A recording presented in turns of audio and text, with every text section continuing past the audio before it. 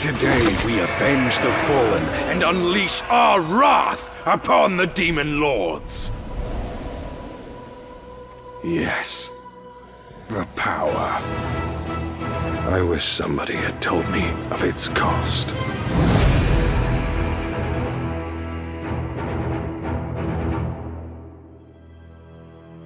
Hi, I'm Oleg. Hi, Oleg! So I really need to start off this video by making one thing quite clear. I am neither sponsored nor do I have any affiliation with the team behind the game / Kickstarter that I'm about to talk about. The only reason for me making this video is the simplest of fact that I'm a massive fan of Pathfinder Kingmaker, and seeing an indirect sequel not only in the works but also being open and being supported by fans, I have to say something about it. So again, just to make this as clear as possible, I am not sponsored or anything, just a fan. Okie dokie? Okie dokie. When I decided on trying Pathfinder Kingmaker after being bored out of my mind one day, seeing that it was on sale, it not only surprised me in becoming one of my favorite games of the previous decade, but also the fact that it is now one of my favorite games of all time. Number 9 on my top 10 to be exact. When the game first came out on the 25th of December 2018, it was a buggy mess. So buggy in fact that many couldn't even complete it, though the developers, Owlcat Games, worked as hard as possible in fixing everything they could. So when I played it in late 2019, I had a stable, fantastic experience. I don't think I faced any game-breaking bug.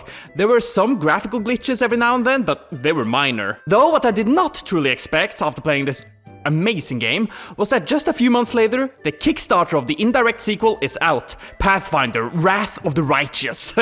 Both of these games are based on the adventure paths from the tabletop game called Pathfinder, which is like Dungeons and Dragons with some different rules, etc. Like Pathfinder came from Dungeons and Dragons 3rd edition? I don't know the history, but Pathfinder is Dungeons and Dragons pretty much, for those unaware. When it all comes down to it, I'm a bit unsure on what to say aside from what I love about Kingmaker and what I can hope for Wrath. Keep in mind that I am not making this to say, go to the Kickstarter and give them all of your money. That's not why I'm doing this. If anything, I just want to inform people who may be interested. I am fully aware that most people on my channel are more interested in pure action games, but I want this channel to hold a wide variety of not only content, but also genres. Now, in my honest opinion, based on personal experience and research, Pathfinder Kingmaker is without a doubt one of, if not the deepest isometric CRPG that has ever been made. Just the character creator is staggering in its customization.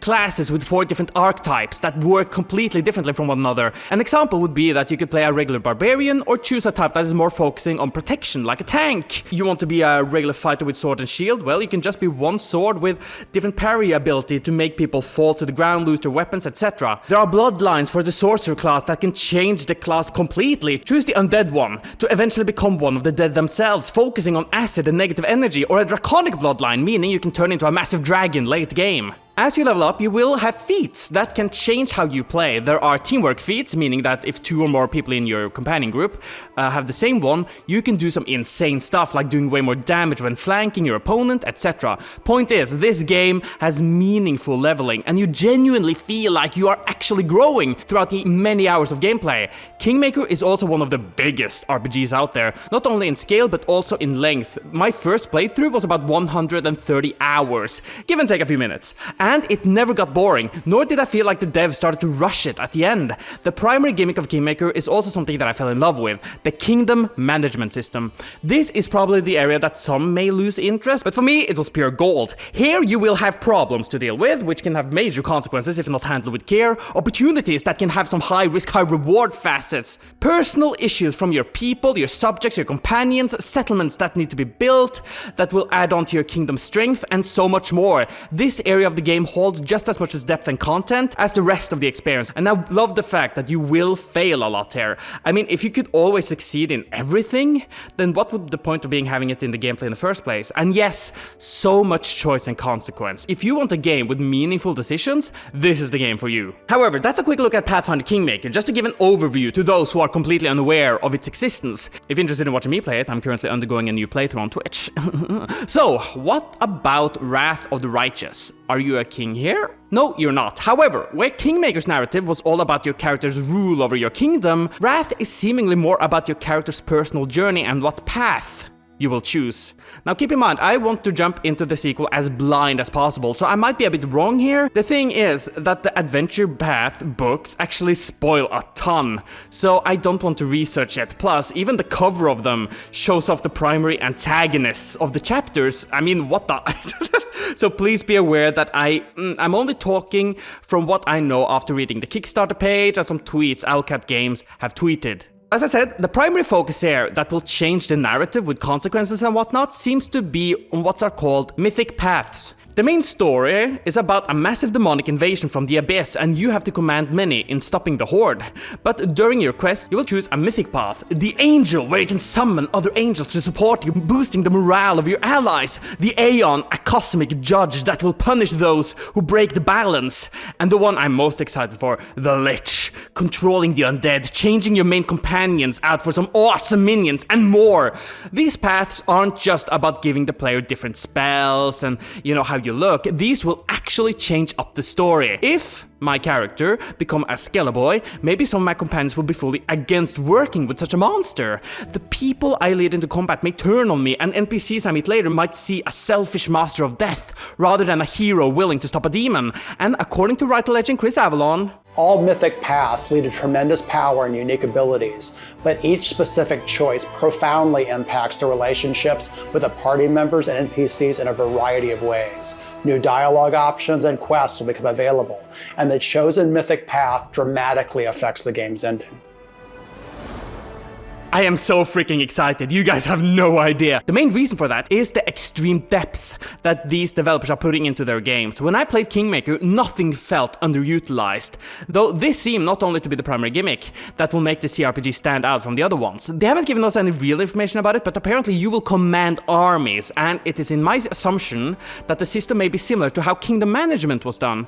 A big map, many pieces on it, and decisions that you can make. I will also assume that the decisions will change depending on what mythic path you chose, an undead army, a demonic one, etc. I can't say much aside from the fact that this was apparently supposed to be in the Kingdom Maker adventure path, but Owlcat didn't, couldn't make that in time, or I'm a bit unsure why it isn't there. But in the adventure path of Kingmaker, the books, army control and command was a part of it, but I think it works better here, considering the big theme of it all, a demon invasion. So why did they choose Kickstarter? They've said themselves that they already have the funding in making the game, so what gives? Well, adding on extra will allow them to make it bigger, better, and deeper than even the previous games, and I am happy to say that their goal was reached in less than 24 hours, and now we are primarily focused on the extra stretch goals. During the making of this video, we already have funded the new class War Priest, who instead of healing their friends, are slaughtering their enemies in the name of their god! In the name of God!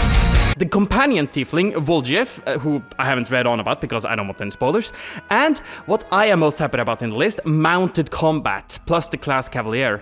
These are not just horses, you will get your own personal mount. Again, as the necrofancer that I am, I will get a hold of a skeleton horse, where I am certain that someone out there might want a bear or a direwolf or whatever they will allow us to have. I hope we can also get them bond with our mounts, but we'll see how that goes. Bit unsure what the negatives will be for doing mounted combat. Maybe they will be hard using, depending on the environment, etc. I don't know. But we'll just have to wait and see. Then we just got the dismemberment. Your arm's off! No, it isn't. I just looked at the page and we just got it, so that's dope. Cut off your enemy's arm, leg, or head, or maybe it will happen to you, making you have to find a special healer or use some powerful magic to get your limb back. God, I'm excited. And now we're reaching for 2 new mythic paths. One where you can turn into a golden dragon, protector of the lesser races, or a swarm that walks like Devora from Mortal Kombat, I guess. Consume everything, like a plague. So they will add more mythic paths, apparently. Huh. This is everything that I can talk about with the information I've gathered. I am sure that looking into the original Adventure Path stuff, I can find something else, but again, as said many times already, I don't want to be spoiled. I do have some wishes though that I hope Owlcat will make true.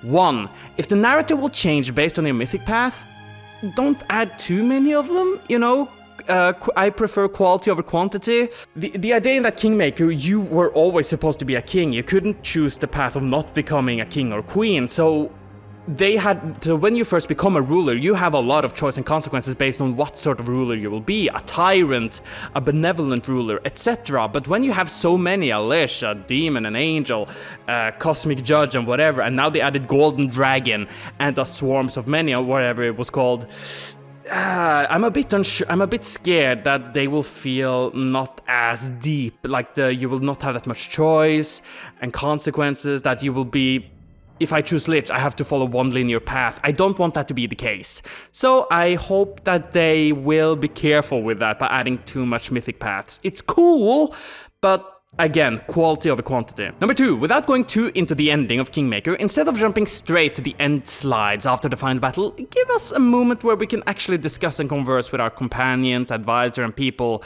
It was a bit weird when the game just ended after 130 hours.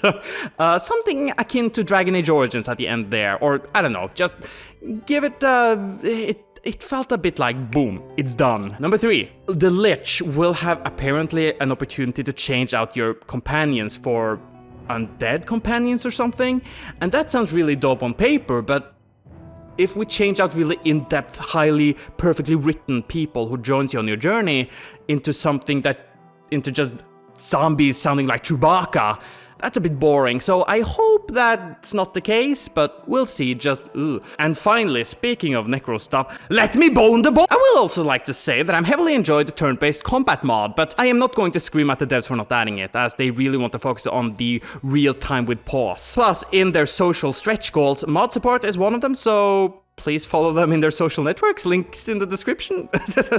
And that's all I wanted to say, really. I fell in love with Kingmaker, and having another Pathfinder game come to life so soon by the same people makes me really happy. Look, I'm not asking for you, the viewer, to pay them blindly. That's not why I made this video. I hope that you have, from this, gotten a bit intrigued maybe, to at least look up their previous game or just doing some research. I myself will support them, and I hope that they will make an experience that is just as good, if not even better, than that of Pathfinder Kingmaker. So yeah, I'm going off to complete my next in the mind of, so until next time, I'm KingJGrim, or the guy who may or may not have been too affected by Grim Fandango during my youth, whatever you prefer, and I'll see you guys next time.